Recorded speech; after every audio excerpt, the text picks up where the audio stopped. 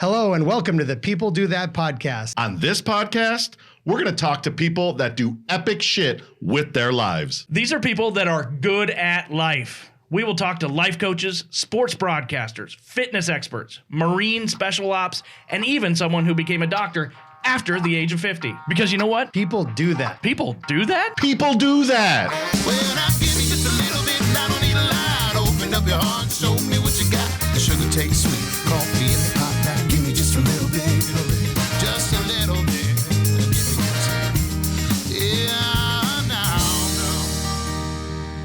All right, here we go. People Do That podcast episode 436. I think so. We're pretty high. Yeah. Who was just saying, Brian? Were you just saying you talked to some people that are listeners now, big fans of the show? Thank you, Carlone family. Thank you. Good to hear from you. A couple others that went to the ASU Grand Canyon baseball game, fall scrimmage game. Ran into a couple of people that said, "Hey, man, really enjoying it, and keep it up." And some little funny anecdote, and keep telling Tim to come up with some awkward moments if he's got any. Well, Wow, did you just walk them in? Can we just be real for a minute? We always are hanging out while the studio's getting set up prior to this, and Kayla's getting everything done for us. And we always start to talk just because we're friends, and then we got to go, stop. No. So we do know that something else awkward happened to Tim, and Brian just laid it Microphone. on him. He just laid it on him. It's teed up for me. Well, I'll tell you, so my son Camden found this local mom and pop coffee shop called Galapagos Coffee. It's right by his house, and he's like, "Dad, you guys check it out. Great family, gotta support them." So I go in there. It's on Gilbert and Elliott. Shout out Galapagos Coffee. And it's this little lady, Alexandra. She's always there, so friendly. I don't know how much coffee she drinks, but she is just on it all the time.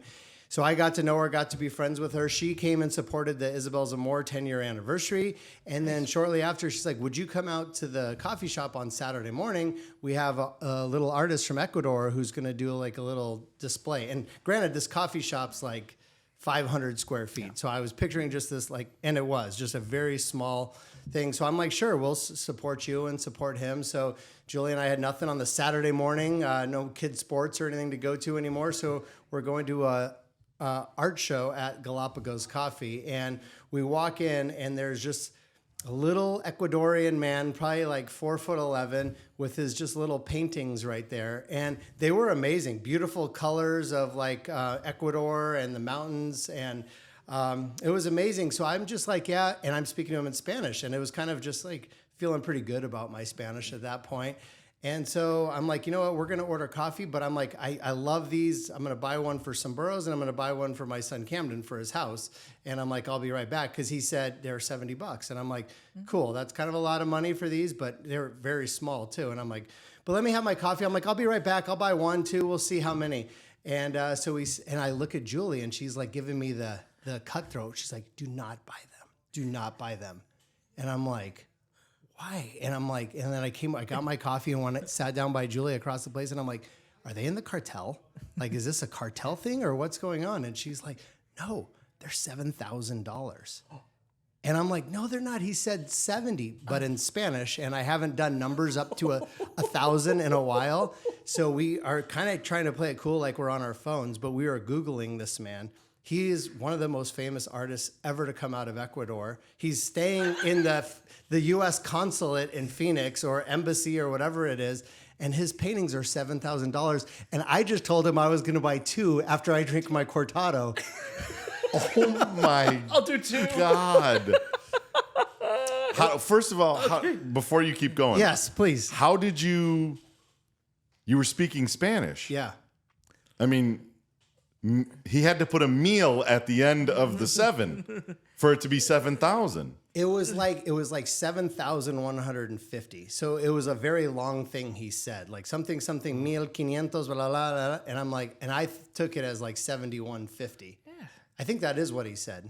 However you say that in Spanish. Yeah. 71.50. Yeah. And that's what he said. 71.50. And I'm like, okay, so 71.50. I'm like, that's cool. We'll round up for the guy, help him out a little bit. And the lady, Alexandra from Galapagos, was like praising me. Thank you, team, so much. We thank you so much. No.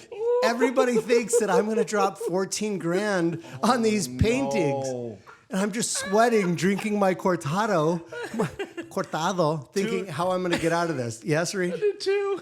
Yes, I'll do 2. I'll do 2. You know, one for my son Camden. You know what? 2 more, and I'll just take the coffee shop too. What I bring? I'll just take it all. I mean, I think he's getting pretty close. You get one. I think they're probably worth more than the coffee shop, as much as I love it. God. Yeah. All right. So then what? So I just sat panicked. We tried to do all the research we could to think maybe there's a mistake or something, because Luis Milla Piatas, his paintings can't be that much. And so, and there's one entrance, he's at the entrance. So he's like anxiously waiting for me to come back. And I just didn't know. I'm like, ¿Cuánto dijiste? Like, how much did you say these were? And I'm like, and he said it again. And I'm like, can you escribe, write it? So we got a little receipt, and he like wrote it on the paper how much. And I just was like, it was awful. I just had to say, I'm so sorry. I thought you meant $70.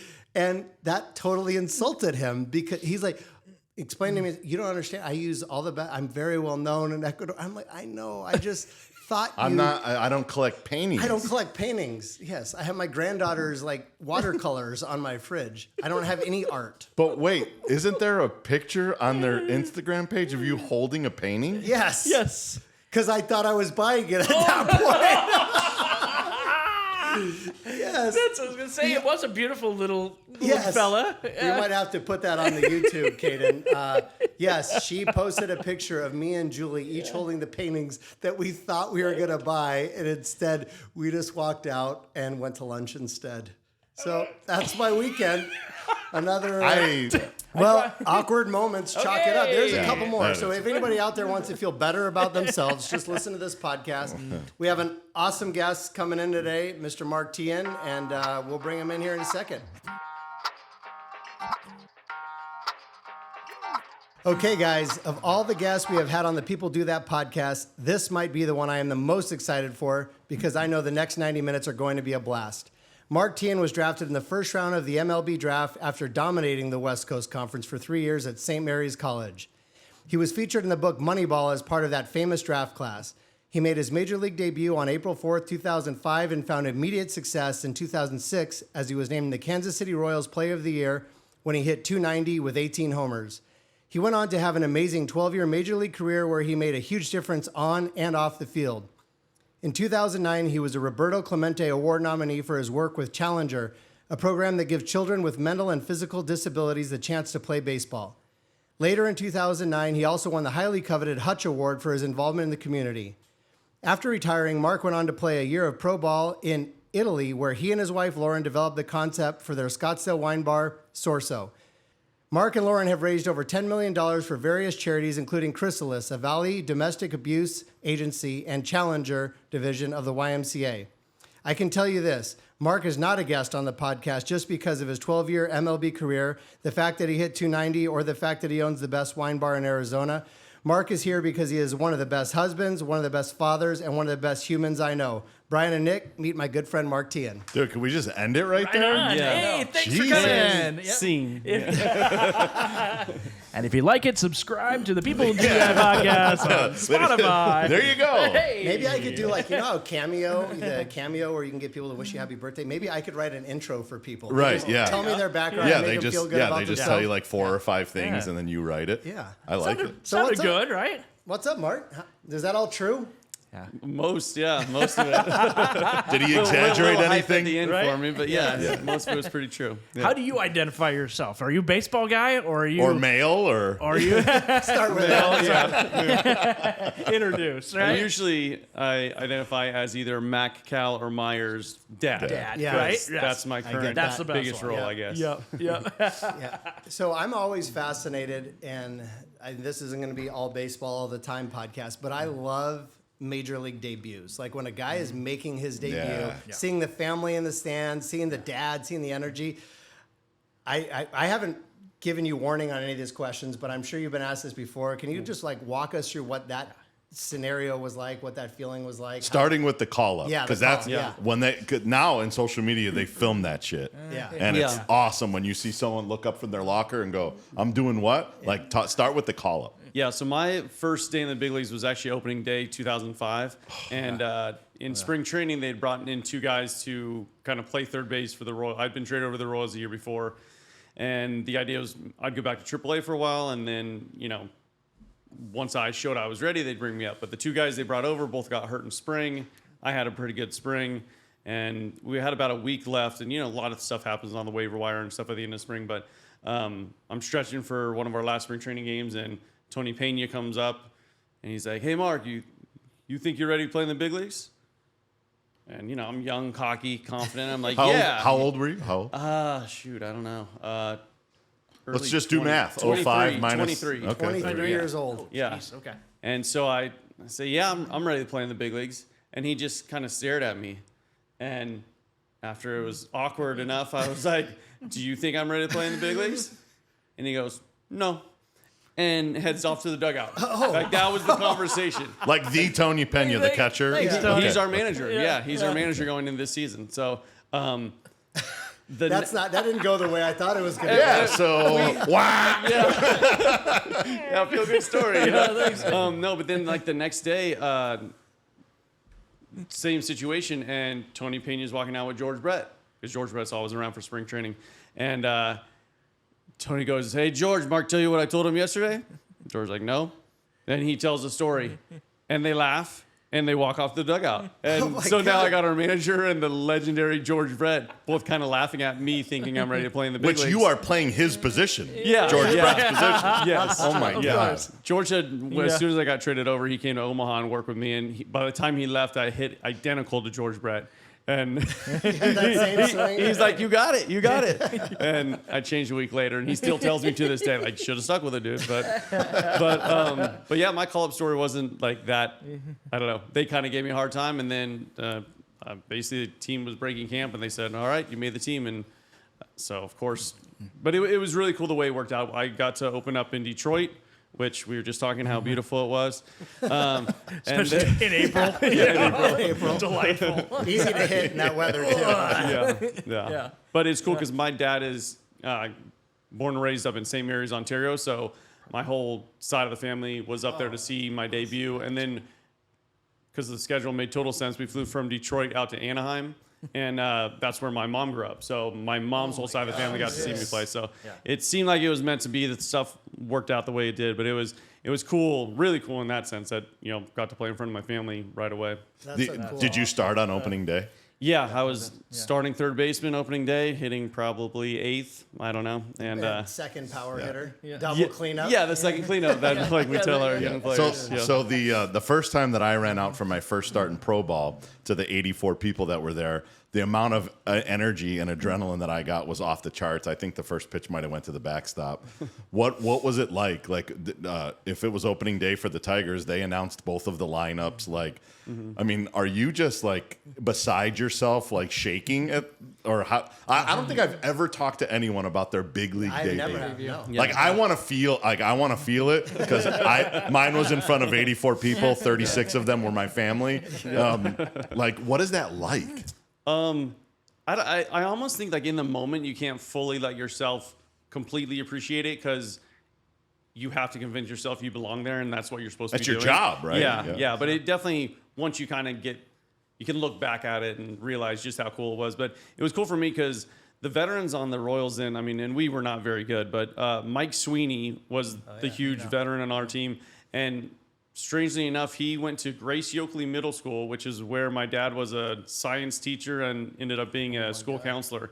And Mike Sweeney has, I want to say, 8 brothers and sisters, and they had all gone through the school. So my dad's like family friends with Sweeney's. Like when Sweeney made it to the big leagues, I went and, with my dad to Anaheim to watch him play and stuff. So it was easy for me to break in the fact that he was kind of the leader of the team. But Tony Graffanino was also a great, veteran guy. And I remember they announced the starting lineup, and he came over to me, and he's like, look up there. You can see the family section, and I'm pretty sure all my family had made, TN24 shirts because they for sure weren't selling them by that point.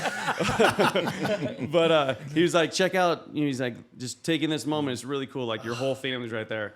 And he's like, and they all have a beer. And I was like, yeah, that's my family. That's Fuck, I love your family already. all my Canadian let's relatives go. out there, enjoying it. So Yes. cool. Yeah. That's cool. Well, that's one of the first times I met Mark because we're neighbors up in Flagstaff, and he had won like one of the random golf tournaments up there, which is flighted. Like we're not great golfers. Well, I shouldn't say that about you, but we're about the same. But he won the little trophy, and by the end of the night, he has that thing. It's just like this glass cup and just full of beer, and just he chugged it so many times. I was so impressed. I'm like, I want to be friends with this guy. That's the first night that you met him. The first night, like we hung out, like we had seen each other, made small talk, but their group is like the party group, and so they closed it down pretty late last night with him drinking out of the trophy. So yeah, That's awesome. I'm sure that was equivalent to playing in the major leagues, is winning. pretty much, yeah. and I'll golf take any victory I get. Yeah. So Glad did you were you impressed. get I a don't knock? think- Did you get a knock on opening day?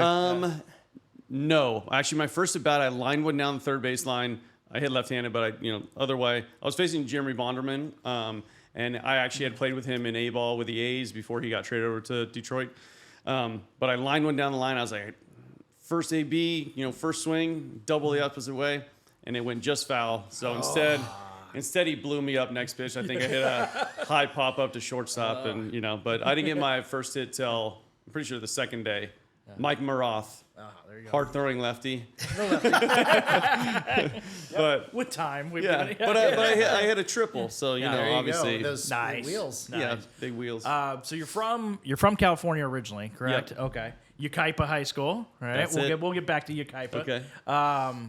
When did you move to Arizona? Was it you were drafted by the A's? Yeah. So spring training here, or your instructional league, right? Camp Yeah, and so all I that pretty stuff. much, because of instructional league and stuff, was spending my off seasons out here, and then I got traded to the Royals right before my third off season, and was out here for Arizona Fall League, and Gotcha. yeah, so I bought a place out here shortly after that, Gotcha. and then eventually met my wife in Kansas City, but she's from here, so From here. made it Okay. easy to decide where we were going to live. Right on. What so far, like, do the stars align with your life in a lot of ways? It's pretty good. Like So far, I'm hoping being that in continues. Detroit for your debut, then going to where your mom grew up, Yeah. then meeting a girl in Kansas City that lives or is from Arizona, that you end up like, I don't know. When Reid makes this movie, the Mark Teahen story, Yeah. at some point, Yeah. Come on. But he's gonna Nobody's make gonna him like believe he's gonna make him like a murderer or something. Did you tell? like the Yeah, worst. does he know He that? produces horror films. Yeah, he's a horror film Slash producer. On the side, Come on,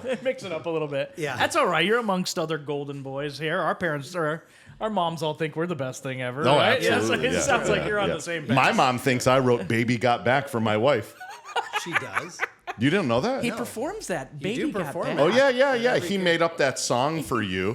I- It's like, And is that a slap to Danielle was that like- she's got back? Or well, what do you mean he made up that song for you?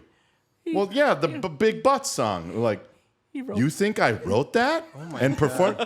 Well, yeah, you sing that song, and I'm like, Mom, that's like a famous song. I didn't write that. She thought I wrote it for my wrote wife. it. don't that bring was her nice of down. you. Just Yeah. let her think what she wants. Yeah, to I mean, do. listen, I was like, Roll with it. You sold it to that mix a lot. yeah, Because everything with our parents is on that. In Yeah, front of yeah. it. That, that and mix a lot shares the energy. Oh, he sings your song well. Yes. So Arizona. So you've done spring training in Florida, right? You had the when you were with Just the, once, just with the once. Nationals, Okay, yeah. okay. And you most out love here. Arizona much more, right? Yeah. Yeah. 'cause- Better than Melbourne, Florida. Hell yeah, yes, right? Absolutely. I think the inspiration of those Florida spring training sites is to get the hell out of those sites, right? You want to move up fast so you're out of there.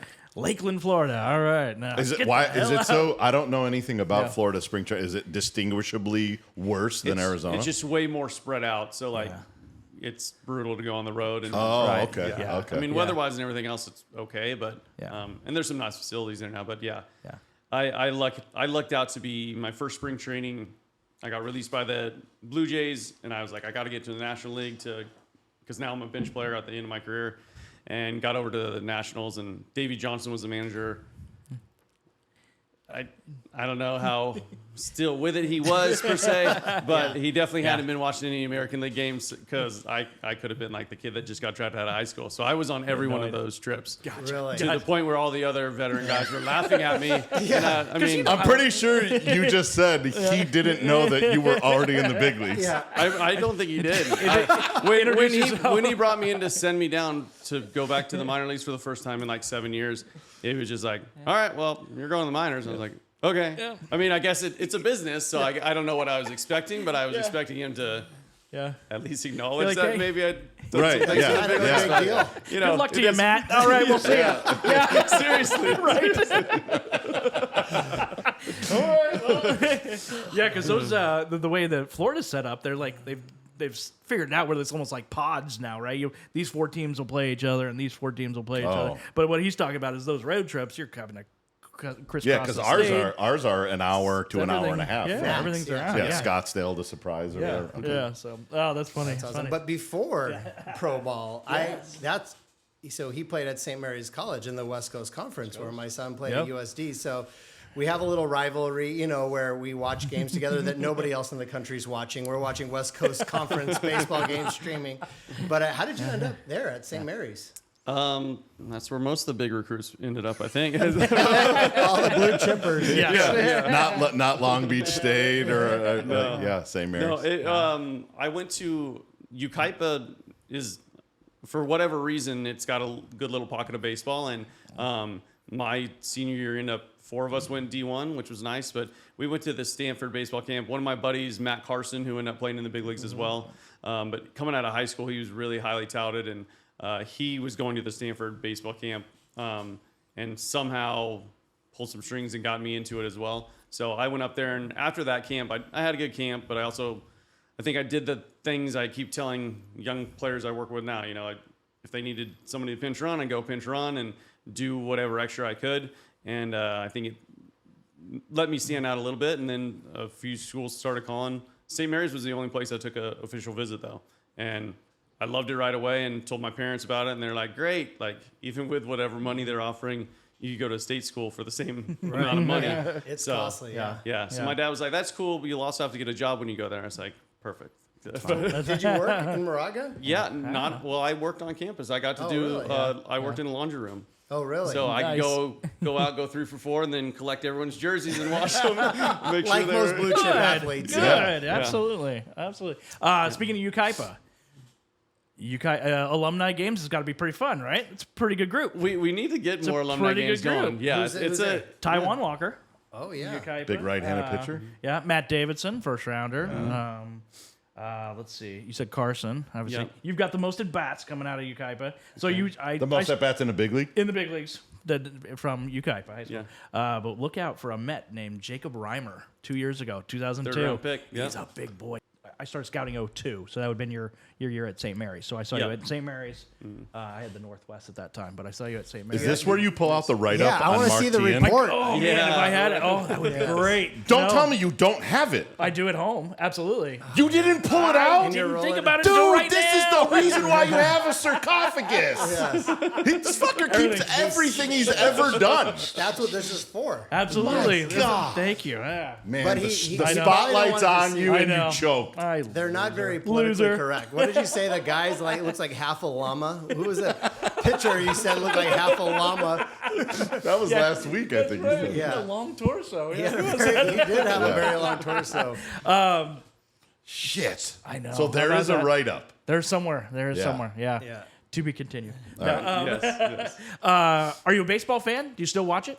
I am, yeah. I think Yeah. I'm more so now. Like, as soon as I got out of the game, it was a little tough to go back to stuff and, just like, I should be out there or whatever. Yeah. Right. How old were you when you're saying that to yourself?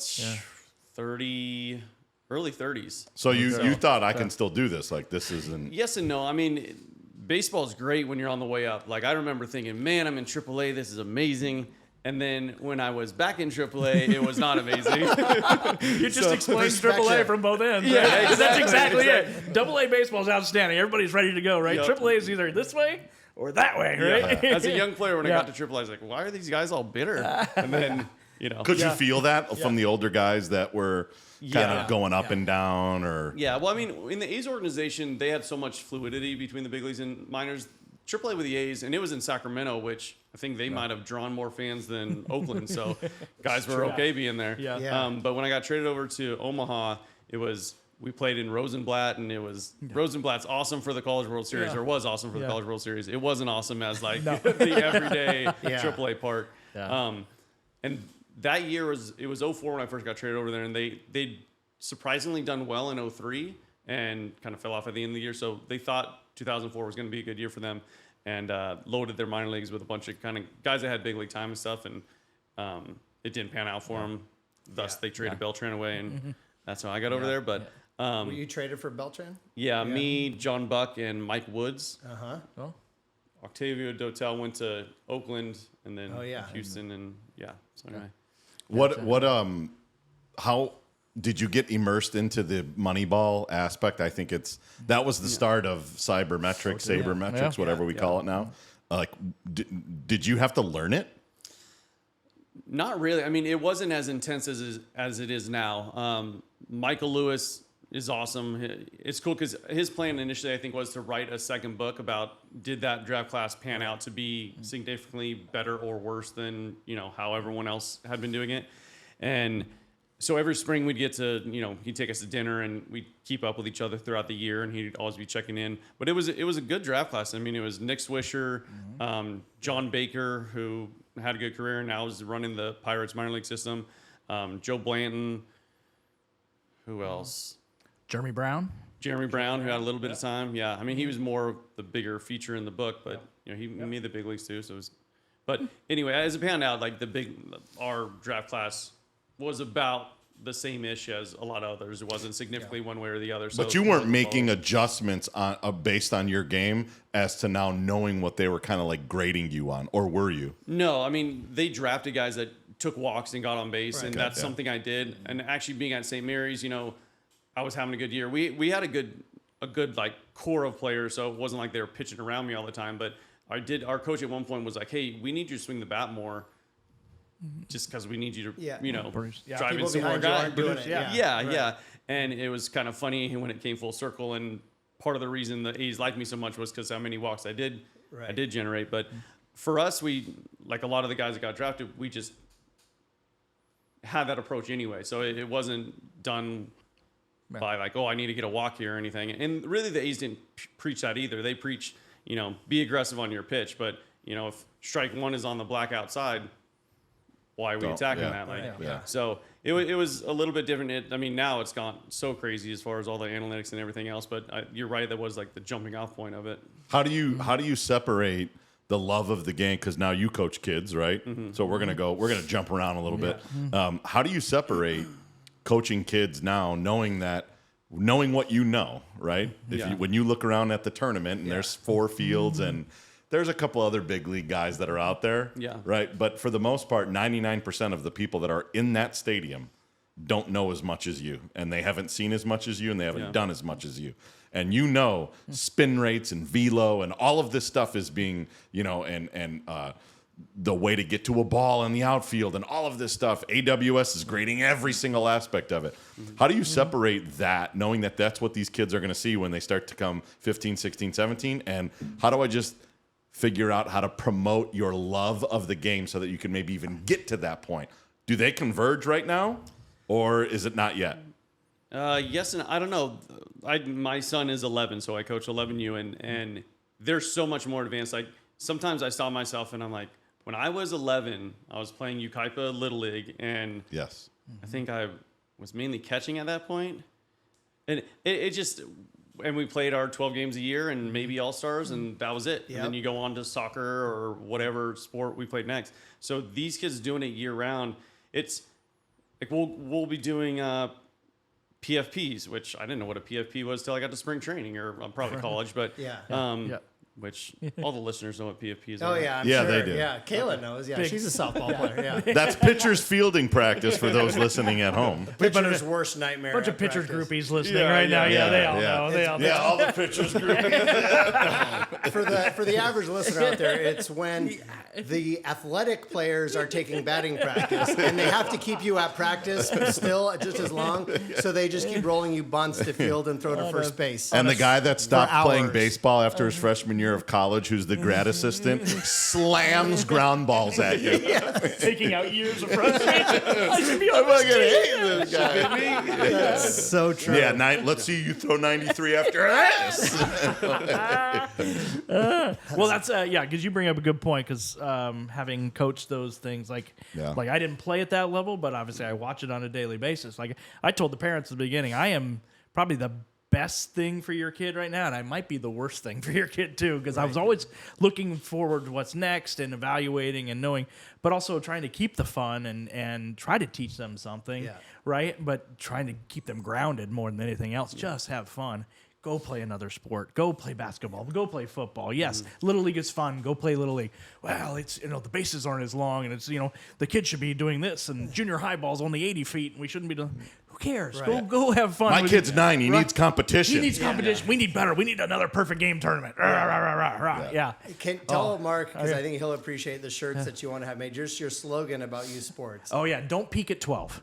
But right, because don't be that guy, right? And we all remember that guy. But there's also don't peak at 14, don't peak at 16, don't peak at 18, right? We're not peaking at 48, 49 right now. We're trying not to, at least. I peaked Maybe at 30. we did. I peaked at 30. It's over. Your stories are getting I'm on better. my way back down to the AAA right now. Stories are getting better. Your stories are getting. You're a lot funnier now. Yeah. Well, thank you. Yeah, thank you. So is club ruining the love of baseball for kids? We put it off as long as we could. Like, this is the first fall. It's the first time our son's played club. He filled in for a few teams in tournaments like in the past, but this is the first time he committed to a club team and is playing. And it's the first time he's even played in the fall. Like, we never even played fall ball and Cal Ripken or anything like that. The aspect I don't like is that every weekend, because we play pretty much every other weekend, but you could play every single weekend if you want to. Yeah. And every weekend you get a ring, and every weekend it's the biggest. You get a banner and. Like, for me, I'm lucky both of my boys have been able to play a full season in Cal Ripken with a team, and both of them, it was different years, but they got to kind of grow with the team and at the end of the year win the tournament and feel that joy of like, hey, I worked for 3-4 months and it all paid off. And I think there's a real value in that. Yes. The immediate gratification of like, hey, we played 4 good games this weekend and now we're the champions of the world it's ridiculous. But I mean, to face the right competition or to continue to get better, now you kind of have to play club. So I don't know. It's balancing it out, and I don't know. We really preach process, and everyone wants to know what their batting average is and everything. And I was telling the guy I coach with who has the same. He played at Clemson and played minor league ball too. So like we have a same long-term goal rather than like, hey, we have to win every single tournament. Like, of course we're trying to win the tournaments when we're there, but we just. A lot of parents are asking like, oh, what's my kid hitting? And, this and that. And they're getting on the mom keeping game changer. Like, that was a hit, not an error. Yes. And so we were talking about, we had a parent meeting and I was going to go around and be like, hey, so-and-so, what was your like strikeout total when you were 11? And what was your batting average? And he said, be careful because some might actually remember. You're right. 342. 342. You want to know 464 and I still didn't start. Yeah, right. But do you Coach not? screwed me. I mean, do you not take it seriously when it's a double points tournament? Yeah. Or when it's. I mean, Because I know that the 5-star platinum USSSA Thanksgiving rim wrecker, the Thanksgiving Scream Halloween Scream is definitely double points. Yeah, and you get Absolutely. a ring and dog tags for that sometimes. So, Yeah. Are you still in the USSSA world right now? USSSA mainly, yeah. And then you get into the PBR and PG. How many points do you guys have? I don't know. I actually just saw points the other day when I was trying to see like when we played on Sunday. But I didn't know certain tournaments are double points. Yeah, no. man. I gotta do a deep Come dive. on. Yeah, let's And get a if you Google use- sheet going. Let's go. And if you use your credit card, you get more points on the card. And it's a real win-win. That's for everybody. double points. So when I Coaches coach, team. started the ball club, and that was Camden's club, and we started it because it was going to be just the spring, and we weren't going to, let the kids play all the sports, but we had 2 teams. Nick was the coach of one. Brian kind of helped oversee both teams, and so not that we definitely didn't play at your level, but you have a little bit more perspective on it, and it was those same battles, and I got pulled in a lot of directions of people like, we need to play in the fall. We need to post our stats. We need to get those double point tournaments, and like, we could have cared less about that. In fact, there's so many lessons from losing that are more valuable than winning. Like, I don't know. It's just, I did want to talk to you about that. I'm glad this came up, just like youth sports, because I feel like I actually, I have no kids at home now, as you guys know. And so nothing to do on Saturday mornings other than go to coffee shop art shows like I did this past Saturday. So when he and Lauren asked me to come, hey, we're going to be in Gilbert, and Cal, our son, is playing a flag football tournament. I'm like, yeah, I'll be there. I'll go. I'll show up. He was like, wait, let me find the first sleeveless shirt I can find and head There's out. a story behind that. God damn it. Whoa. Yeah, Thank let's you. not talk about your support of his son right now. What happened with the shirt? Well, it was as if he knew the whole mentality of flag football, and he was like, I need to match the meatheadedness of all these other dudes. So This is the story. My daughter Isabel and her husband Tommy have a really nice gym in their garage, and they are not living in town right now. So I use their garage to work out. It's on Higley, which is right by Higley High School. I get the text that they're playing at Higley High School. I'm like, I'm going to be done with buys and tries in about 15 minutes. I'll just cruise over there. I did have a sleeveless shirt on because I like to look at my arms when I work out. And then I show up at a flag football game. Wait, is that true? About the arms? Julie No. texted when he got It's- home, and she's like, I can't believe he was out She there. in did. that shirt. She's like, I you was like, wore that to the Teahen's flag football game? And I'm like, yeah, I just wore the shirt I had Man, on. see, now here's where we got to suck digress. at life. Why are you going out in a sleeveless shirt? I was just going to to my his credit, daughter's he house. wore it well. It was fine. all Yeah. right. Yeah. You weren't going to stop at Bash's on the way home or Starbucks?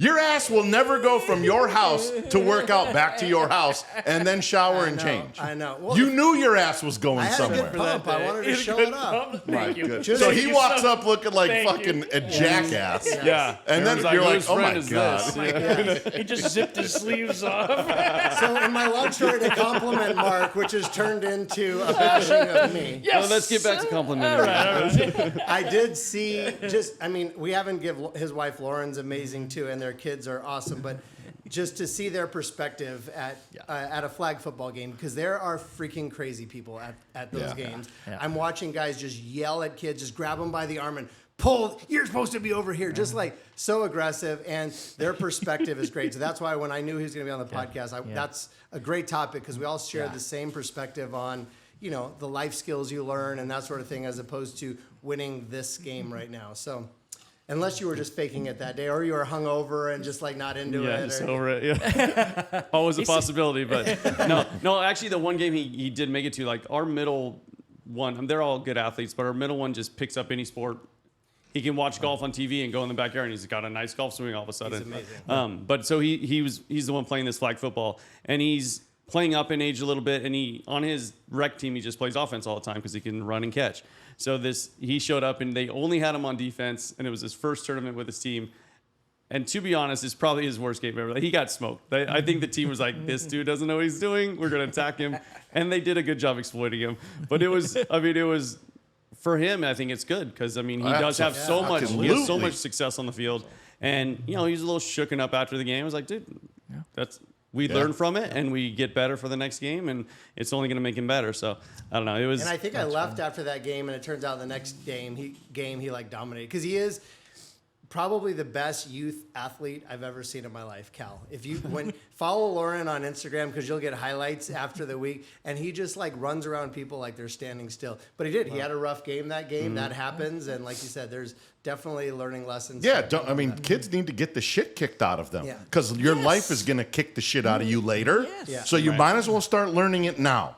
That's the title of your book. Life is going to kick the shit out of you Yeah. later. Guess what? Like, your ass is gonna get fired from that job when you're 23 for showing up late, and you're gonna go open that drawer and see all those rings and go, But wait. We won the AA tournament. 3-1 in the silver division. Wait a minute. Yeah, the Veterans Day salute ring is right there. Doesn't he know? What the? I hit 287. No, I think that needs to happen way more. Like, man, you learn just as much from that as you do from winning, in my opinion. Yeah, and that's why they're playing the different sports, right? Because it is, I mean, good athletes obviously adjust to each one of those, but seeing kids in different roles, hey, I'm the star at basketball, but when I go to baseball, it's not as easy, right? I don't deal with the failure as much, but seeing those kids adjust, that's always my question when I'm going into the kid's house. Like, as a prospect, I would have come to your house and asked probably about adversity and everything else except for baseball stuff, right? Right. Yeah. What is the hardest thing you had to go through at this point, and how do you make those adjustments? Who are you going to call when you do have those issues, right? I do think, and maybe you guys can all attest to this. I mean, parents have gotten worse, right? Not as far as parenting their kids, but they're just actions into sporting events. Like going to some high school baseball games and football games, like I feel like they want to have an impact on the game. Like they want to somehow impact the game by what they say to their kid or what they yell at the coach or the ref or whatever. It just seems like even going to some of the high school games this year, it just seems like they're a little bit over the top. Do you guys think that's changed, or were our parents batshit crazy too? Both. Yeah. I do have one. When I was in T-ball, I think. It was T-ball or farm. 7 years old. Yeah, young. But my family is a baseball family. Like my parents met because my dad was on a summer team up in Canada. My uncle Tom went up there to play because he was at University of Santa Barbara. Anyway, he went up there to play summer ball, and they were teammates. And then my mom went up to visit her brother, and that's how my parents met. So anyway, like my family loves baseball, always talking baseball, my grandpa and stuff. So I'm 7, and I'm on second base, ball hit to the outfield. I tag up. Shockingly, the ball actually gets caught. But I tag up and run to third, and it's ridiculous to even talk about, but proves it was still going on. But the guy umpiring coached another team in that league, and he, I think, told the kid to throw it back to second. I mean, it's coaching them, but and they threw it back to second. And he called me out, and what? My mom, who was the scorekeeper, proceeded to run on the field and explain he knows what tagging up is. He tagged up, and it was a whole scene. And it was because the umpire, also coached a team in that league, and we're like, well, he wants us to lose so his team can win, even though I don't think we're supposed to be keeping score. So. Wow. Yep. But so is your mom, before you go on, because your mom running onto the field, like, did she do it in a very empathetic, no, he knows what tagging up is? Or was it like, you blew it, he knows what tagging up is? Like, which one was it before we go on? I believe it was somewhere between. Definitely not the one gun. The second one. But she might have meant to go out empathetically. I don't think she definitely, I'm not sure it got delivered that way. But, I mean, looking at it, it was more, she was upset because I understood a rule that, they were calling me out for or whatever. Yeah. But it's different. I mean, being in it now, and that was like 7, whatever it was. Now it's 11-year-olds, and I don't know, people coming on the field, or just it continues to be a process of explaining, hey, us yelling at the umpire does 0 for our team. Like the only thing it can do is make the umpire mad and hurt us later in the game.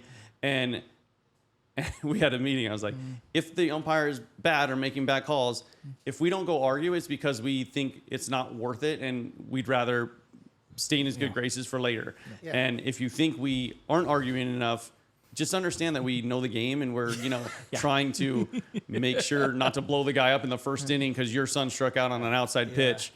Mark, you don't have our kids' backs. You get out there and yell at That's ridiculous.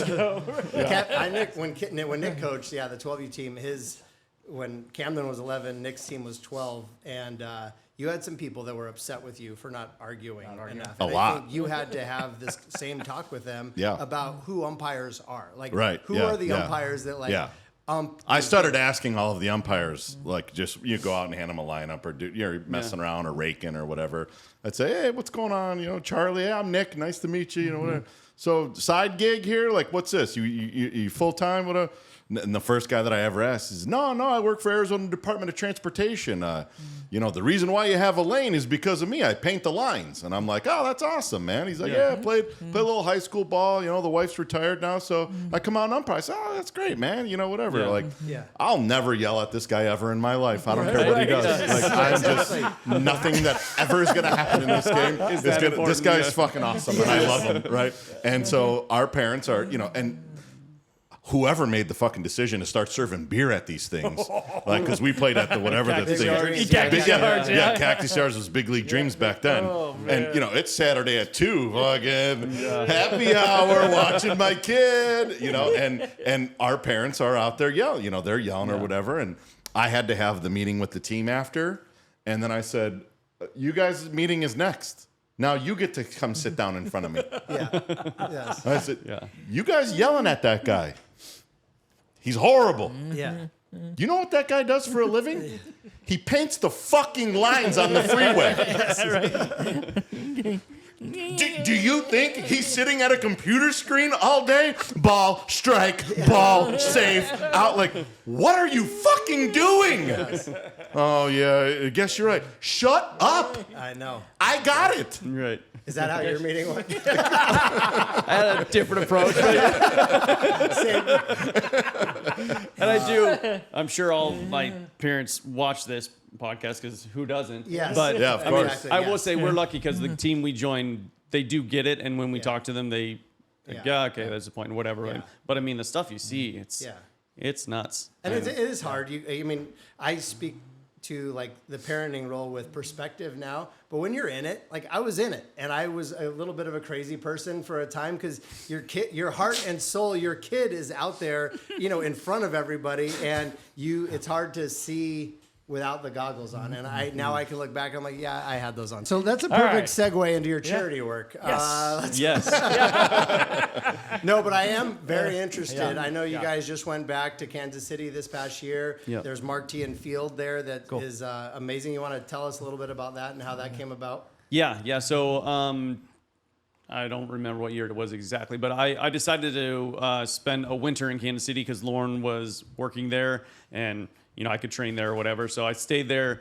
I only did one winter there because Arizona winter is much better than Kansas City winter. Yeah. But while I was there, my first or second year, the Royals did a good job of trying to place guys, you know, throughout the community. Like, hey, there's a need here. Would you have interest in that or whatever? So this, the Challenger division of Little League, which was run through the YMCA in Kansas City, they kind of wanted a spokesperson or something. So I started going to a few events, and then I was like, yeah, I'll be happy to be the spokesperson. So it's a league for kids with special needs.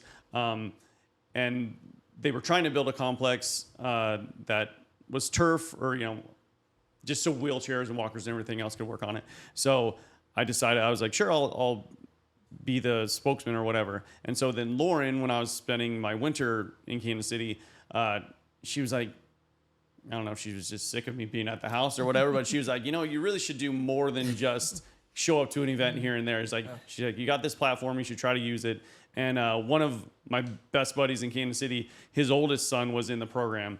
And he was a guy, him and his wife were just, everything we went through the Royals, he was at. And I mean, he was fun and everything else. But the more we talked about it, he's like, yeah, my son's in this program also. And like, it'd be great if we could get something going. Well, he was an insurance broker in Kansas City. So right away, if we decided to do an event, and he was like, I can get us in front of all the people at, you know, Blue Cross Blue Shield, Humana, you know, all these great people. So within that off season, by that January, we had started Challenge Your Fashion. So a charity event where I got other Royals to come in town, and then we would model clothes from a local department store. And then we also had the athletes from Challenger model as well. Oh, that's and awesome. I mean, right away, Kansas City, the Midwest is great about supporting their teams and their charities and everything. So, I mean, right away, the event was a big success year one. And we continued to grow it over, I think, about 6 more years. And sometime in that, I got traded to Chicago. So it became a lot harder to get back for it and everything. But that's kind of our first venture. And the event's still going on to this day. Really? Oh, Yeah. that's awesome. Yeah. Rex Hudler He kind of has taken the reins because he does commentary for the Royals now, and it's cool that it's still going on. And so they built this field and the whole complex, and it's been there so long, which ages me, but it needed to be resurfaced, so they raised some more funds and did that. So we got to go back for a rededication just late summer past summer. What is the surface of the field? It's like a rubber. It's not turf because that actually would be harder for the walkers and stuff. So it's like a rubber asphalt type thing. Yeah, kind of like they have at parks or whatever. A sport court, I think. Yeah, like a sport court. But it's a little spongy. Yeah, it's Yeah, kind of a little spongy. spongy. So, for walkers, wheelchairs, it was great. super cool. Yeah. Cool. They're very, very giving. And then we went to their event last year for Chrysalis, which is the domestic abuse organization. And you guys, how long have you been a part of that? It took us 12 years because of COVID, but we did 10 events driving out domestic violence. And it started, we did a golf tournament and then a gala. I think the first year was flipped to where we had the gala where you could bid on what golfer you wanted to play with in your group. Oh, how fun.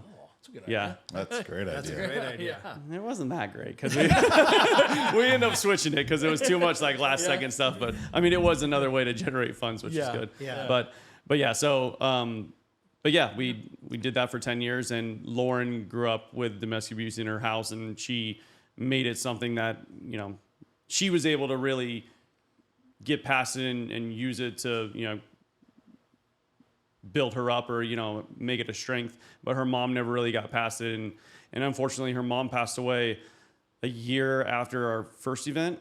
So she got to see the event, the first event, but truthfully, once she passed away, I think Lauren was more comfortable talking about it because she was never comfortable talking about it because it was what her mom had gone through and her mom's story, but obviously Lauren's story as well. So but yeah, I've done a lot in the charity world, but most of it is being pushed by Lauren, to She's amazing. to do all this stuff. But and thankfully I had a platform that helped us do it.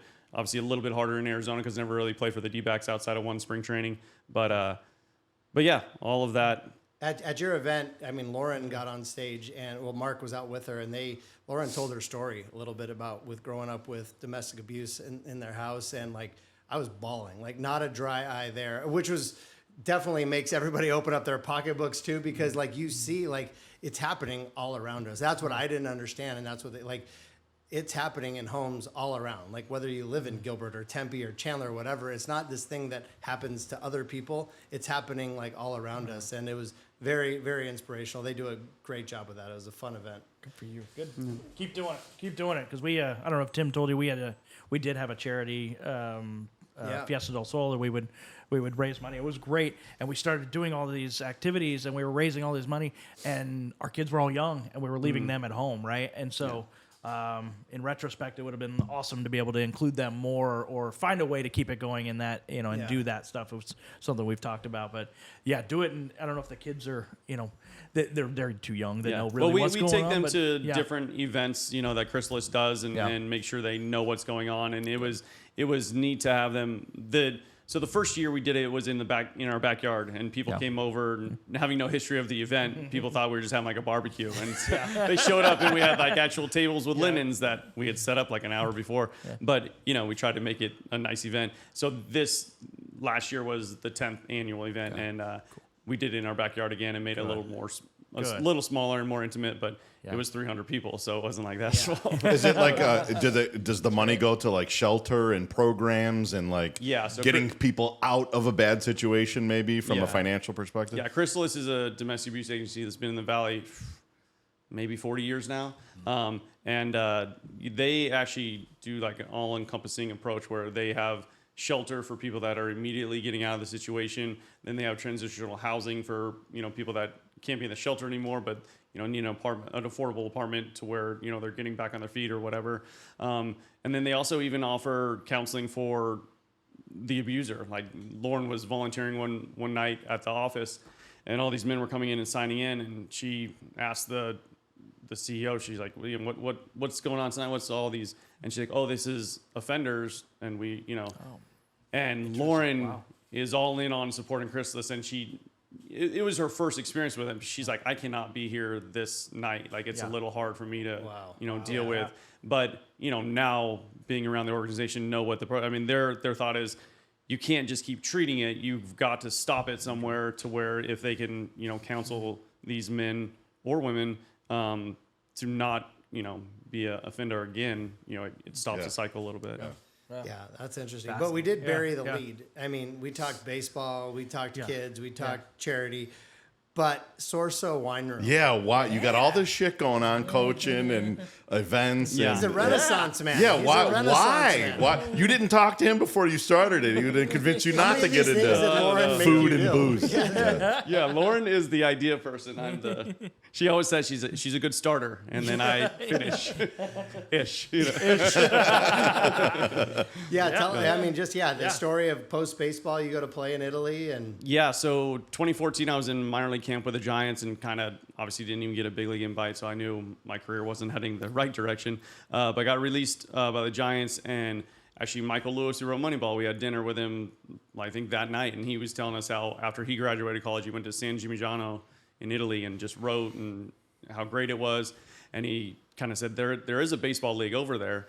And I hadn't looked into any of that because in my mind, I still was going to be making it back to the big leagues that year. But I prepared to play that season, and I was like, well, let's go look. And Lauren, she's like, well, okay, let's do it. And we had a flight to Italy within a week, and we flew into Italy and rented a car and just drove to all the cities that had teams. And it was fun. We were in Parma and had lunch and a couple bottles of wine and went by the field. And there was a couple guys out there, and I walk up, I was like, do you speak English? And it turned out it was the manager, and he was Dominican, so he spoke English. And I was like, or I'm just over here, like, checking out the teams that, whatever. And he's like, you want to hit?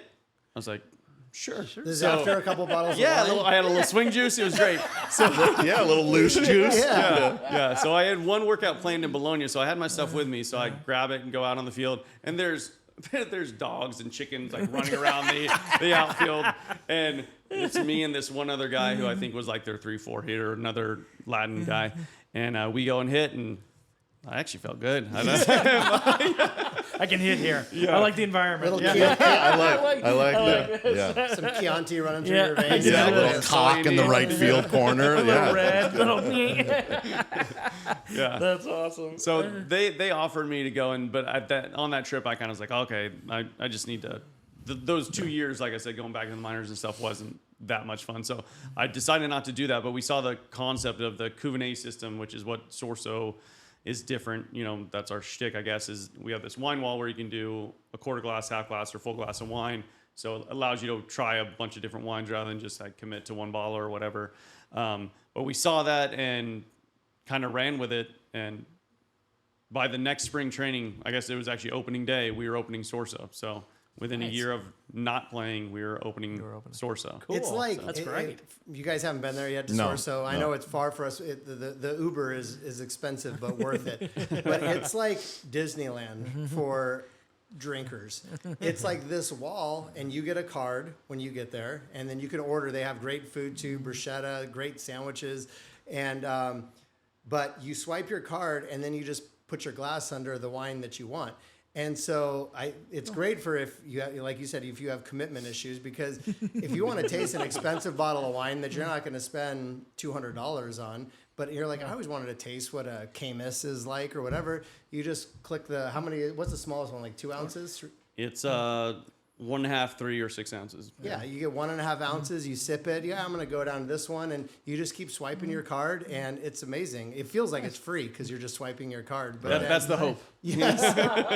But then you sit down at the end of the meal, you finish. You could order a bottle, or you could order whatever, and then you put that little card that has all your purchases on it down, and then they ring you up, and you're out of there. And what's the location for the? It's listener? at the Scottsdale Quarter. Scottsdale North Quarter. Scottsdale. Okay. By Carolina. And Sorso, Sorso. Yeah. Where's the name Sorso from? Wine Room. Yeah. So Sorso was, we were in Greve and Chianti and walked down in this basement, and they had all these machines in there. And so there it was set up by the region of wine, like throughout Italy. So we self-educated ourselves on all Italian varietals. Smart. And that was the day I kind of told Lawrence, like, I know we talked about maybe coming over here to play. I think I'm just done. I'm ready for the next thing. And we're like, Scottsdale needs one of these. And we're like, oh, yeah. And we'd had just enough wine to be like, this is a great idea. And so we start doing our translator, like, okay, what is a cool, like, word that is significant to a wine bar, but translated into Italian, still something somewhat catchy. So sorso means sip, or it can also mean gulp, but sip is kind of the play. So Gulp. It's kind of like aloha. It's Exactly. Can Hello take it to and the goodbye. edge. Yeah. So Sorso. So Sorso wine room. Sorso, Excellent. in the same location the entire time. Yeah. We found a spot. Honestly, like we came back and Googled business plan and started like plugging things in like, legitimately. And we started plugging things in. Lauren had always worked prior to us starting to date and stuff. So she eventually got laid off from her pharmaceutical sales job. And it was like, okay, yeah, get another job, but also follow me to whatever city I get traded to, and also we're gonna do half the year in Arizona. Right. So It's hard to find a job. So find that job, Yeah. yeah. So anyway, it bugged her because from high school, she tells this funny story. Her mom came home from work and she's like, "Oh, I got you something today," and Lauren's so excited. And she's like, "What is it?" And she throws her like an apron, and she got her a job at AJ's. So Nice. yeah. Yep. So, but she had always worked. So she always said, like, once baseball's done, I want to do, we kind of talked about running a business together and doing something. And so I thought we were kind of just going through the process, but then we found the right space at the Scottsdale Quarter and ran with it. And next thing you know, we're signing a 10-year lease and going after it. Every pro ball player's dream, like roots, right? Actually staying in one spot. Right? Yeah. That's hard to find. that's That's awesome, hard to man. find. Does she work there every day, or The first 3 years we did a ton. And it was funny. Our middle one, he was in a car seat underneath the table as we were interviewing, trying to hire our initial staff. So we were there a lot early on, and then we kind of got it to a point where it was running well, and we had a good GM. The last couple of years, we've gotten back in the building more. But she does all the social media stuff and all the advertising, and she gets the chore of doing like menu stuff and handling emails, which is probably the worst job. She probably shouldn't reply to reviews online. You guys need to know. Lauren is one of my favorite humans on the planet because what I love about her, because I don't do it, is she speaks her mind. Like, she has no filter, and she's a great follow on Instagram because she tells stories of things that happen to her, and she doesn't care who's listening or who cares, whatever. So good or bad, good or bad, she'll just let Sure. you have it all. But she's amazing. But that I can't say enough about Sorso Wine Room. It's so cool, and if you're by there, it's great food and great drink. Yes. Excellent. What didn't we talk about yet? What do we got? Oh, I know what we didn't talk about yet. So in my deep dive about Mark, when I was like on the internet web looking for on the line information, something came up about a 5th grade talent show. Or maybe that was given to me from Lauren, but she said you sang your own song in your 5th grade talent show. Wow! I don't think you came prepared to talk about this. No, I didn't. That was not on the list. Kayla, do you want to hit play? Yes, I think we have it live. Yes. Cue the music. All artists are I'm asked to hoping perform. there's no video of it. No. But yeah, 5th grade. Sure. I made up some stupid, I don't know. I was a really shy kid. So looking back at certain times where I had all the confidence in the world, I'm like, who was that guy? But yeah, I don't know. I think on my 5th grade class, I had a lot of friends, so they were cheering me on. But I made up some dumb song, and John Waterhouse had actually knows how to play the trumpet. So he would play the trumpet, and it was each class only got to send one kid. Yeah. Okay. And I was like, I'm challenging John Waterhouse. Bring it, John. Bring it on, Waterhouse. John. Let's go. Sorry if you're listening, John. Yeah. He's pretty pissed. So were you singing or rapping? Or It was singing. It was. oh god. Oh, you're in good company. It was very short. It wasn't. That was the original rap battle right there. Yeah. I'm calling out John. Yeah. Did you do that on the playground? Damn you, Teahen. John, you get over here. Bring the trumpet. Wednesday at 1. Oh, good. Yeah, what else did Dad give up? What else did he give up? Yeah, I know. Little League champs? Were you guys Little League champs? Yeah, your senior league, little league champs. Yeah. My and that I try to talk about that with our young team, and I don't remember what I hit, but I remember that we won district as 12-year-olds, as 13-year-olds we won sectionals because in California there's so many different, and then as the senior, which nobody ever plays senior league and little league anymore, but we won state. We went to Albuquerque and won Western Region, and ended up going to Florida, Kissimmee, Florida, and won the national championship and lost to, I believe, Venezuela in the It final. was Venezuela. Your Was dad, it? Your dad confirmed. Yes. Oh, you reached out to my dad? No, Lauren Man, did. okay. Lauren did. Yeah. She did. Though. She We were did. indeed. She Yeah, did. I just asked her because Mark is a very humble guy, and I'm like, if I ask him to send a bio, he's not going to. And shocking, he didn't. So I'm like, I'm gonna get the good stuff from Lauren because she's gonna brag about her husband. Nice. One of the things she did say, I don't have it right here. Oh yeah, I do. 2010, she lists as your biggest accomplishment to date. You married way over your skis. Yes. Yes. Yes. That is accurate. This is in her words. And in 2012, landed the most coveted position award of all of them, becoming a dad. Becoming dad. Yep. And then in 2014, humbly retired. I don't know how humbly that was. Yeah, we had some people over for, I want to say it was like my 32nd birthday or something. And it was a good group of people and stuff. And then I come to find out it's also my retirement party. That was it. You didn't know that it was? Well, like a lot of baseball players, like, you don't retire, baseball retires Retires you. you. Yeah. Yeah. But Lauren was nice enough to also, honor that at my birthday party. So What? it's like, wait, I'm done. Who are the guys that you became closest with in the big leagues? John Buck, who I got traded to the Royals with, we still keep in good touch. David DeJesus, because all my years in Kansas City, he was there. Ryan Sheely, who lives in Florida, and I don't talk to him nearly as much, but he's one of those guys that if we see each other, just like picking up from anywhere. But I have a lot of friends through baseball that I actually didn't even play with, that just, that live in the area, and I don't know. It's kind of like once you've been in the locker room and stuff, and you just have a different feel or take on certain things, and it's easy to be around certain guys that have had similar experiences. And if you live in Scottsdale, there's an ex-big leaguer hanging on each corner, right? Yeah, exactly. And every golf course, there's somebody. Mark brought a lot of his friends down to Isabel's Amore. We had a tequila dinner and at Isabel's, and they brought a bunch of our friends from Flagstaff that all live in the PV Scottsdale area. They all drove down together. There was like 10 of them.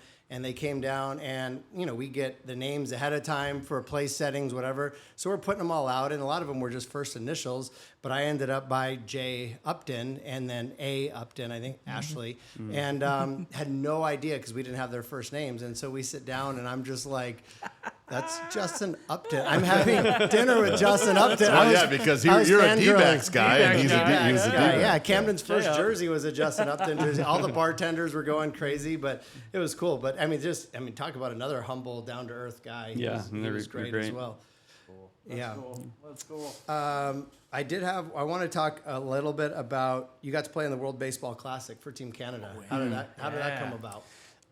So like I said, my dad played ball, and he started late. He played hockey and everything else like every other Canadian, but he started playing some baseball and ended up playing in college. So he played for the Canadian national team for a good stretch, like, I don't know, 5-6 years or so, which I could be butchering that, but he played for a while. So that was one thing as I was playing, and he'd always bust out his old Maple Leaf red jacket and stuff. So I was like, if I ever get the opportunity, I'd really like to play for the Canadian team. So in 2004, I had just been traded over to the Royals, and there was a chance I was going to get a September call-up, but the Olympics were also that year. And so I was trying to kind of get my dual citizenship to have an opportunity to play in that. And as it worked out, I didn't get it in time.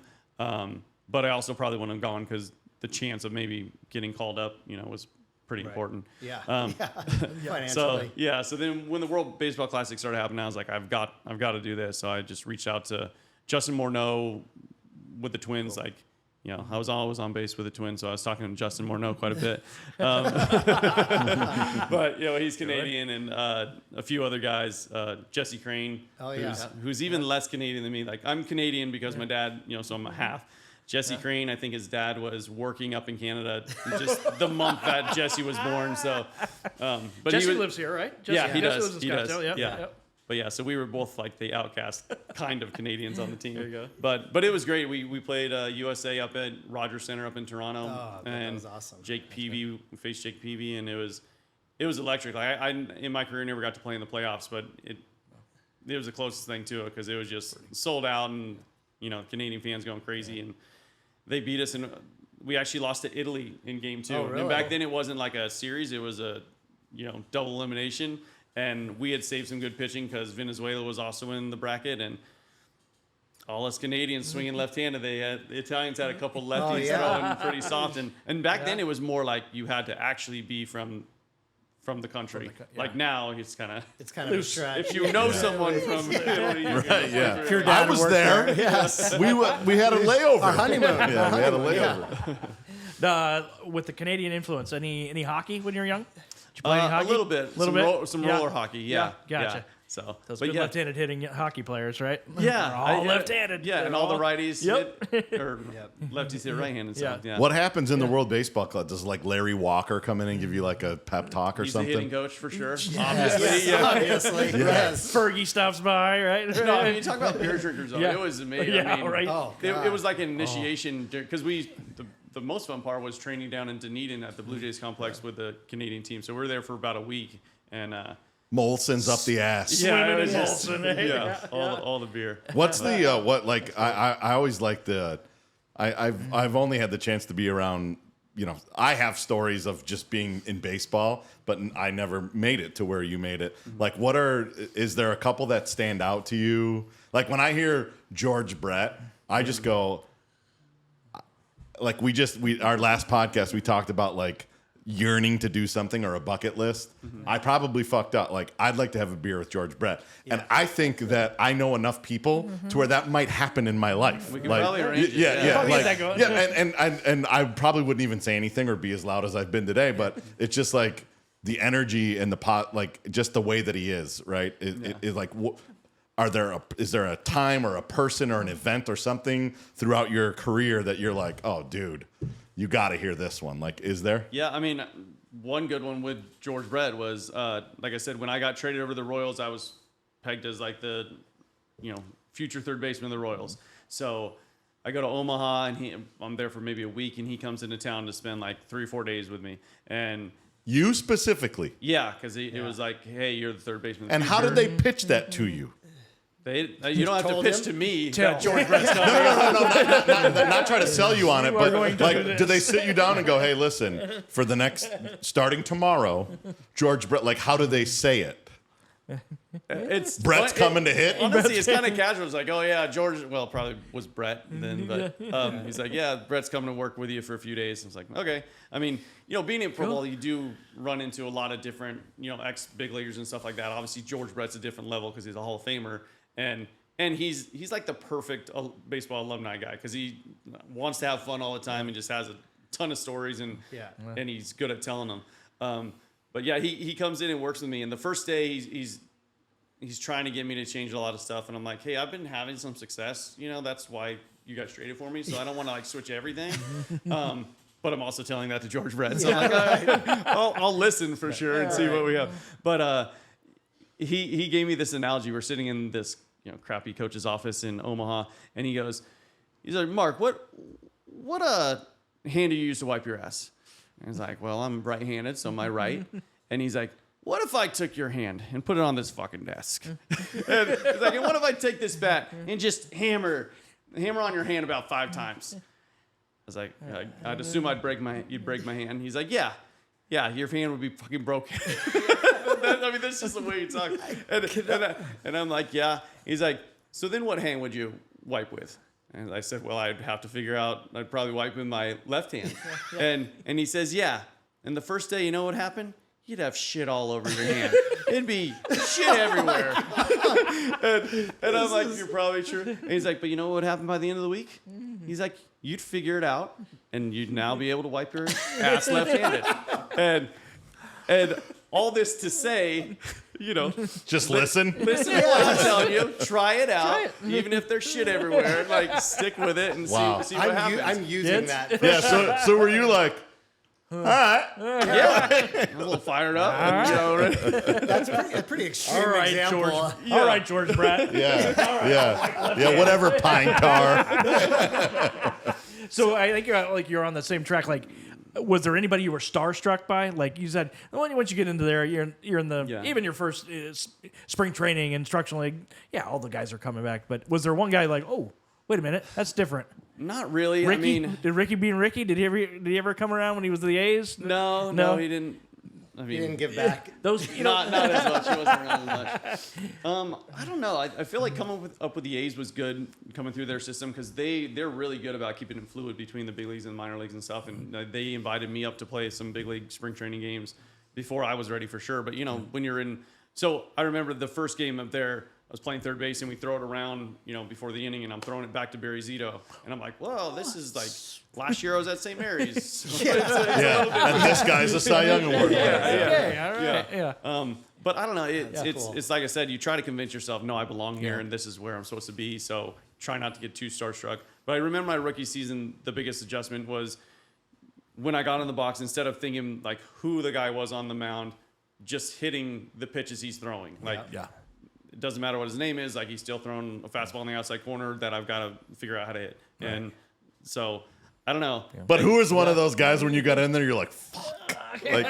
What? Is that Clemens? Well, Yeah, so Clemens. here's one other good story. Verlander? So CC Sabathia was with the Indians when I was with the Royals, and he was in his prime, like throwing really hard. I mean, he was good for tons of years after that, but Indians years he was Bring it. gas. throwing close to 100 and just and he's lefty and a little off the side, and I'm hitting lefty. And massive. Yes. Right? Yeah. And Buddy Bell, who I think is one of the best baseball guys ever, he was our manager, and because Tony Pena didn't last through my whole rookie year. And Are you ready for the big leagues, Tony? You didn't say that to What's him. up now? No, but Buddy Bell came in, and to this day, I wish Buddy Bell would have gotten a team that was actually a veteran team, because I feel like he'd be a legendary manager. But he always would be given young teams like I was on, because he was so good with young players. But so we're facing Sabathia in Cleveland, and he like dots a fastball inner half, and then I think maybe wasted a slider away, and then came back in and almost took off my head. But I might have swung it. Anyway, I get to 2 strikes, and he's just completely set me up, like throwing everything in, and he throws a fastball, almost hits me in the face. And I'm like, okay, he just thinks I'm young, he can intimidate me. Here comes that slider away. So I'm kind of leaning out over, waiting for that slider, and he just spots it, black inside, 99 miles per hour. Yeah. And I'm walking back all pissed. And Buddy goes, he's like, hey, man, he's not going to be able to spot, you up like that. And I was like, well, I'm not going to fucking miss, my pitch again either. And he was like, all right, dude. Because Buddy was giving me like an out, like, hey, he just pitched you pretty tough right now. Like, once in a while, the pitcher will get you. And I was cocky and tough, and he was just like, all right, bro. Yeah, you are. But, okay. What about in Kansas City? And you probably did you play with Zach Greinke? Yep. And I hear he's a good guy, but an interesting character. And I've read articles of stories of him, but I don't know. No, he's great. Yeah, I love Zach. He actually lives out here, and who knows? I don't know how much longer he's playing or anything, but great guy. And he's actually, it's cool to see him kind of gone through all of it, because there's a time he stepped away from the game and just didn't want to deal with it. And like, he genuinely, I think, just wanted to go like mow lawns and stuff. And and there was a time where he's like, I don't really want to pitch anymore. I'd rather just play shortstop, even if I have to go back to A-ball. Like, I'd rather hit and play short. And gosh. But he's just, but he's awesome. But he also like just says whatever comes to his mind. So that off season I was living in Kansas City, he actually came over. I saw him more that off season because he lived there some of the time. But he'd come over and just knock on the door and be like, hey, can I take your dog for a run? And be like, sure. And he'd take our dog, our boxer, for a run, and like come back like an hour later, and he just knock on the door. He's like, here. It's like, okay. And it was like, we didn't hang out. Like my dog for sure had spent more time with him that off season than I did. But yeah, I loved him as a teammate, because a couple different quick stories from him. There was a game where I struck, probably just one, but I like made an error and struck out 2-3 times, and we're in there eating after the game, and he walks in. I don't think he had even pitched that night, but walks in and sat down. We're eating together. He goes, Mark, you played really bad tonight. So good. And he was completely right, and I knew it as well. I was like, I don't really need to hear it again. But like, he wasn't trying to be a jerk. He was just like making conversation. That What did you say? What did you say to that? I was just like, yeah, I mean, you're right. Yeah. Like, I'll try to do better tomorrow. So these ribs are good. Mark, you played really bad tonight. Yeah. I love that. Just knock on the door and take the dog for a run. Yeah. People do that. Zach, if you're listening, my dog Leo needs to run a little bit. You happen to be near the Spectrum neighborhood in Gilbert. And get you a smoothie afterwards. You've mentioned a couple times the Moneyball, and such fascinating, right? Then it becomes the movie and all that. The Michael Lewis part of it, like, did you know who he was beforehand? Or did you know he was what he did, and what, did you have any inclination of what this would be? No, I didn't. And me and my buddy John Baker, who I mentioned earlier, Baker went to Cal and I went to St. Mary's, so they invited both of us out to Coliseum. Is that what it's called? Whatever, whatever it is. We call it a lot of things. Yeah. I think Now they just say the morgue. Yeah. But like I went to a few pre-draft workouts, and it's a lot of people and stuff. This was me and Baker, and then like the Oakland front office. Like they're out there in kind of slacks and stuff, shagging balls. Yeah. Like John threw down to second a few times. I took probably like 20 ground balls at third and threw them across, and then we hit BP. And it was like the weirdest workout ever. And I met Michael Lewis that day. I didn't know who he was, but he was the one that didn't necessarily look like a front office guy. Yeah. And he told me later, I said hi to you or whatever, but he's like, the thing you didn't know about that workout was you couldn't help your draft stock at all. Like they had already decided you were going to be their seventh. They had 7 first-round picks. 7 first-rounders. So I was the 39th overall pick, but the 7th supplemental first round. Yeah. What? Wait, what? 7 picks within the first 39 of the draft. Why? They had lost, I want to say, Jason Isringhausen, maybe Miguel Tejada, and Johnny Damon or something like that. So they lost 3 big free agents. So Compensatory picks. they would get that team's first round pick plus a compensation or like, two for Damon, 2 for Giambi, 2 for Isringhausen. Okay, so who is the most successful out of those 7 picks? Swisher. He was Nick the first. Swisher, He was the first one they took, and then Joe Blanton. Also great hair, Swisher. Yeah. Unbelievable hair. Yeah. Kind of looks like your hair. Just a little bit of personality from the Swish. Yeah. McCurdy, Ben Fritz, who had a really good Fritz, arm, right? yeah. Jeremy Brown, Oberchain, and Teahen. And then Stanley right after that. Steve Stanley. So, it was would have been odd. They obviously adjusted the rules since That's got to be then. the only time in the history of baseball that's happened, right? Yeah. Wow. 7 and 39. Well, and I think that was part of it. Like they met with me beforehand. We're like, hey, make sure if you're here, we'd like to take you here, but we want to make sure you would sign for a certain amount of money, which I don't think you were necessarily supposed to decide beforehand. At that time, no. Yeah. So I think we were kind of like, we can't say, but wink once for yes. You can order that. You can order 10 pizzas for the party. Yes. It's okay. Yeah, you look at the signing bonuses now of these guys and go, dude, what the a little bit, yeah. I mean, it is now that it's so slotted though. It's kind of like wherever you're drafted, that's exactly what you're getting. And back then it was a lot on the agent to be able to negotiate a little bit. Yeah. But I was happy with. I mean, you always hear the draft stories, and it's like, I was supposed to go first round and went 5th or whatever. And like for me, for some reason, my stock kept rising as those post-season workouts were going on and everything else. So I don't know. So did you the year that you hit 290? And what is it? 19 home runs? 18 moms. Yeah. Did you make the All-Star game that year? No, so that year is funny because ridiculous. It was like my best and worst year all lumped into one. Because my rookie year, I think I hit just under 250 with like 6 homers. So not really like, this is our guy. But the next year I came out but I had a good September my rookie year. So I thought I kind of hit the ground running my second year, and I didn't. I started pretty bad, I think. And after a month and a half, I think I was hitting right under 200, and they sent me back to Omaha. And I went to Omaha and right away just took some stress off and everything else and started hitting a lot better.